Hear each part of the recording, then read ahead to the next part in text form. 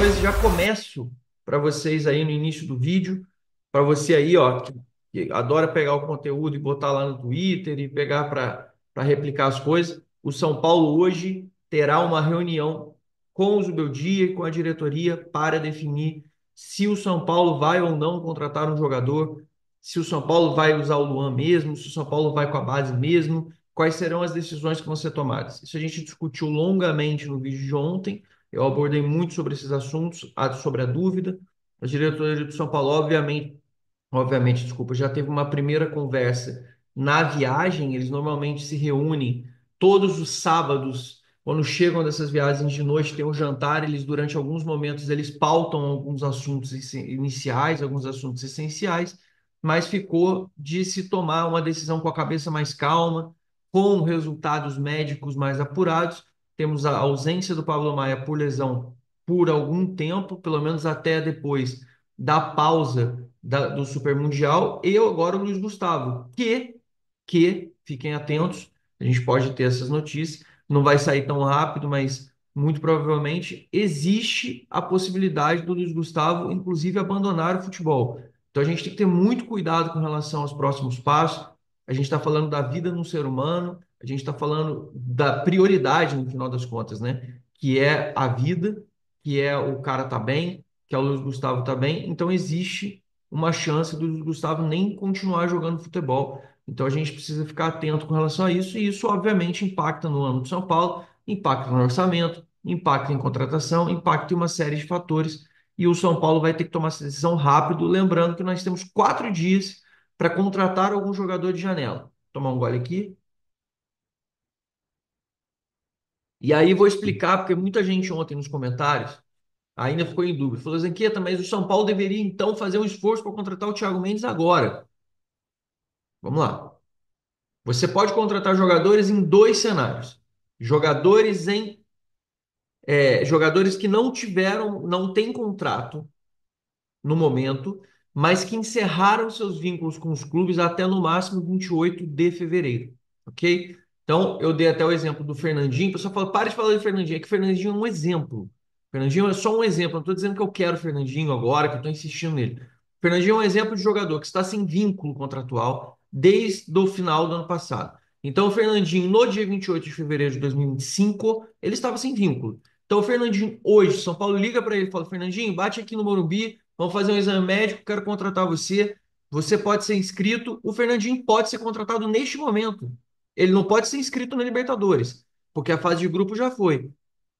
Mas o São Paulo pode colocar o Fernandinho. Caramba, Sirene, tô vendo.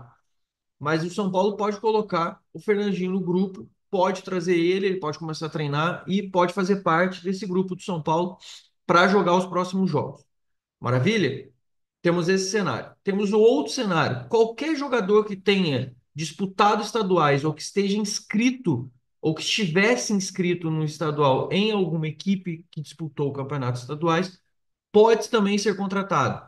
Vou dar um outro exemplo aqui do próprio Luan, que está no São Paulo. Ele não jogou, mas ele estava inscrito. Inclusive, o São Paulo inscreveu ele e o Lisieiro no finalzinho. Eles podem ser inscritos por outro clube utilizando-se desta regra. Tranquilo? Thiago Mendes pode ser contratado? Thiago Mendes está no Arranhã. Por que o São Paulo não vai lá e bota um dinheiro, faz uma junta, faz um esforço, tenta colocar o cara para dentro? Por que ele não faz isso? Porque não pode. Porque o Thiago Mendes não se enquadra na regra de jogou estaduais e nem se enquadra na regra de estar sem vínculo contratual até dia 22 de fevereiro de 2025. Tranquilo? Thiago Mendes não pode. Então, jogadores tipo Thiago Mendes ou que não preencham esta regra, esqueçam. O São Paulo não pode contratar, como eu vi muita gente falando sobre uma série de outros jogadores aí que não tem como fazer essa negociação. Mas a gente tem meninos promissores para poder serem trabalhados e serem vendidos. A gente livrou o time de muitos veteranos, reduziu a folha salarial, está tentando fazer o encaixe cada vez mais dentro do FDIC e das questões de governança. Renovou o contrato da Superbet, está aí na luta para fechar o contrato do Marinax. O São Paulo vem fazendo investimentos pesados na infraestrutura de Cotia, contratou muitos jovens, bons e promissores, usando quase nada ou recursos minúsculos para a contratação de atletas. Melhorou a qualificação dos profissionais. O São Paulo em 2025, se a gente for fazer o recorte de 2025, eu retorno para vocês. A gente tem uma leva de acertos muito grande desse lado E um erro e erros muito grandes deste outro lado, que foi qual? Não priorizar e blindar o técnico para a utilização de garotos, sendo ou cobrar mais do técnico para que se utilizasse mais meninos, e a venda do William Gomes, que na minha opinião é uma ferida aberta que vai continuar sendo até assim, dificilmente essa ferida vai fechar, como também não fechou para mim a venda por exemplo, do David Neres, que depois você acabou tendo que cobrir para contratar Prato, para contratar outros jogadores muito mais velhos, veteranos, para poder compor as questões. Então, a venda do William Gomes e a cessão do Moreira, para mim, foram dois erros crassos.